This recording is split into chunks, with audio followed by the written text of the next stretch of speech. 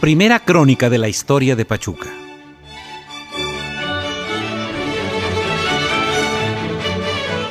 Mi ciudad no es ni la más grande ni la más pequeña, tampoco la más bella, pero no es fea, es simplemente mi Pachuca.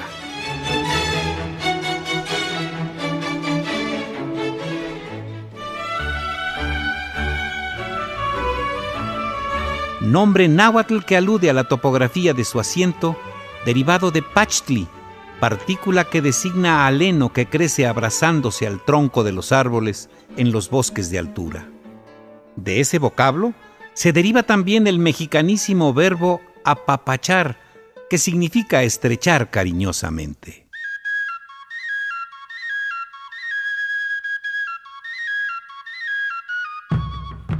Y eso es mi Pachuca. Una ciudad que a la distancia es una porción de suelo estrechado por dos enormes brazos de montaña, en cuyo seno se extiende el caserío urdido en retorcidas callejas y callejones que se tienden en las faldas de los cerros de San Cristóbal, la Magdalena y el de las Coronas. Su historia se pierde en la bruma de los años. Hay huellas del paso de hombres nómadas que aprovecharon las cuevas y lechos rocosos de las montañas que la circundan, pero también de asentamientos prehispánicos en los que convivieron pueblos y etnias tan distintos como nahuas y otomíes. Los resabios de la presencia acolhua fueron borrados cuando Ixcoatl, el cuarto tecutli mexica y primer emperador azteca, anexó esta comarca a sus dominios entre 1427 y 1440, que son los años de su reinado. Como vestigio de esa presencia, se conservaban hasta antes que la ciudad creciera tanto varios pequeños montículos piramidales conocidos en la arqueología como cúes, que dieron nombre al barrio donde fueron encontrados, el de Cubitos, derivado de cúes pequeños.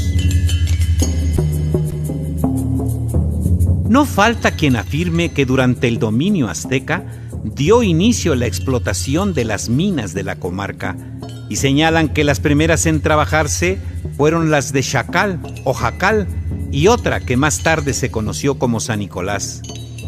Pero por ahora, todo ello no deja de ser más que una simple conjetura.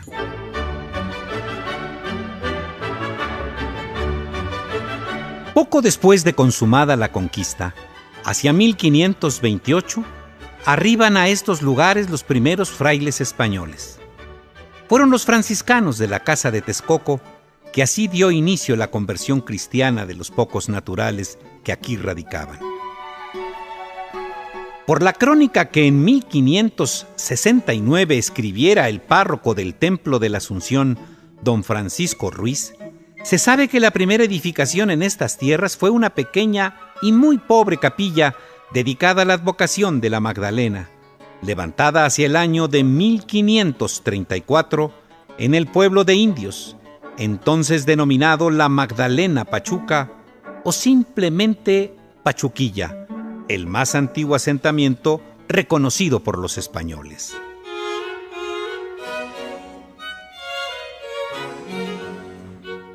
Dos años después, hacia 1536, se designa al primer encomendero de la región, el conquistador Pedro Díaz de Sotomayor, quien en 1537 entrega la encomienda como dote al matrimonio de su hija Francisca con el factor Antonio de la Cadena, el que la ejercerá hasta su muerte, heredándola a su hijo de igual nombre y apellido.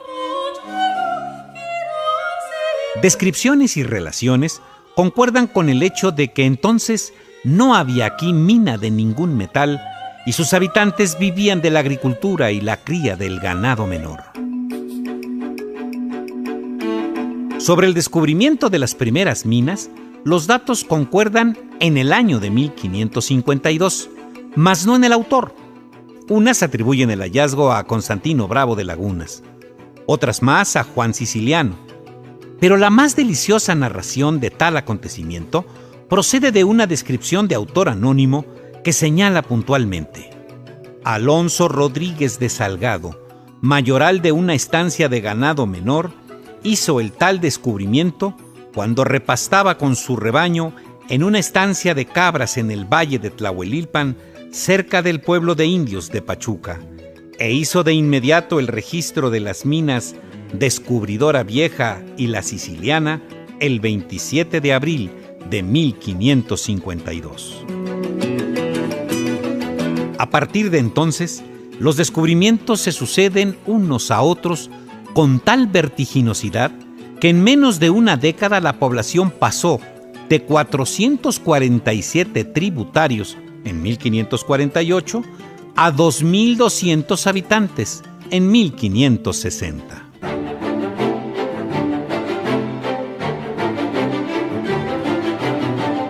Y fue Pachuca donde a finales de 1554 el sevillano Bartolomé de Medina descubrió el sistema de amalgamación o de patio para el beneficio de la plata mediante la utilización de mercurio. Este descubrimiento revolucionó la metalurgia del siglo XVI y de los venideros, pues se aplicó por cerca de 300 años. Sumó así Medina el nombre de Pachuca al de las célebres ciudades de la geografía universal. Los nuevos y frecuentes denuncios dieron origen en la comarca a 4 sitios mineros: el Real del Monte, el Real de Arriba, hoy pueblo de Cerezo, el Real de Atotonilco el Chico, hoy Mineral del Chico, y el Real de Tlahuelilpan, actual asiento de la capital del estado de Hidalgo. Todos reconocidos en conjunto con el nombre de Minas de Pachuca, por así llamarse el pueblo de indios donde radicó la autoridad hasta entonces. Después de los primeros denuncios, la comarca fue elevada al rango de alcaldía mayor, cuya sede fue el Real de Tlahuelilpan, planicie que ocupaba el valle que se extiende desde las montañas del norte hasta la llamada sabana de Huaquilpan. En ese sitio se separó espacio para la Plaza Mayor o Plaza Real, en cuyo perímetro se encontraba ya el Templo de la Asunción, edificado en 1553 y elevado a parroquia en 1560. En ese lugar se estableció el oficio público, el portal de mercaderes, la tribuna de pregones y la primera fuente pública. Finalmente se apartó sitio para la explanada del mercado.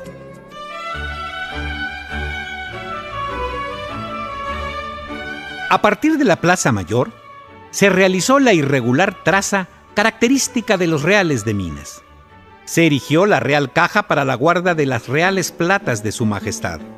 Se separó un solar para la cárcel y se permitió el asiento de un convento de los hermanos franciscanos, la rama de estricta observancia cuya construcción dio inicio en 1596. Pronto, el nombre de Tlahuelilpan, que quiere decir lugar regado, por ubicarse en las riberas del río hoy de las avenidas, cayó en desuso y se dio paso al de Pachuca, que se conserva hasta la fecha.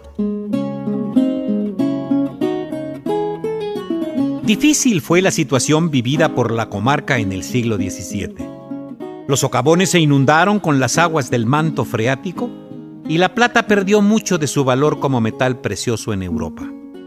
Pero aún así, el antiguo templo de la Asunción fue derribado en 1647 para ser sustituido por uno nuevo, inaugurado en 1719.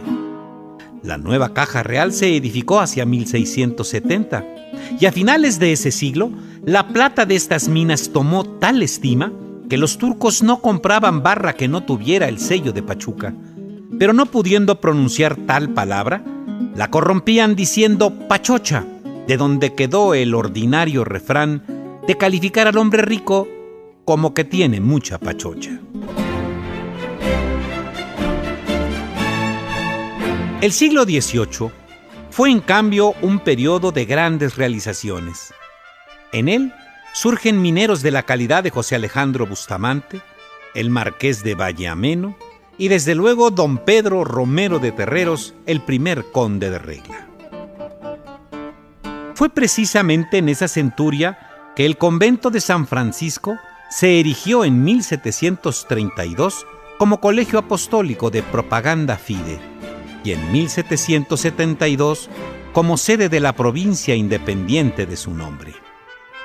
Por otra parte, en el 1725 se inician los trabajos de construcción del Hospital de San Juan de Dios, que tanta falta hacía para el crecido número de mineros accidentados. Empero un acontecimiento ensombrece esta centena: la violenta huelga de los operarios de las minas del Conde de Regla, rebelados contra la suspensión del partido, prestación que consistía en partir por mitad entre minero y patrón un saco extra de mineral acarreado al fin de su jornal. La intolerancia de Romero de Terreros propició que el 15 de agosto de 1766, después de librar a los presos en la cárcel de Pachuca, los mineros se enfrentaran en el Real del Monte a las fuerzas reunidas por el alcalde mayor José Ramón de Coca, a quien dieron muerte. Hubo, además de lamentarse, pérdida de al menos uno de los mineros y un crecido número de heridos en la refriega. El conflicto se mantuvo cerca de 10 años, hasta la llegada del virrey Bucareli, que puso fin a esta huelga, calificada como la primera documentada de América, la que dio origen a nuevas disposiciones legislativas en materia de minería, pero fue también el más claro antecedente del clima de malestar que se desencadenó poco después del inicio de la Guerra de Independencia en ese, mi Pachuca.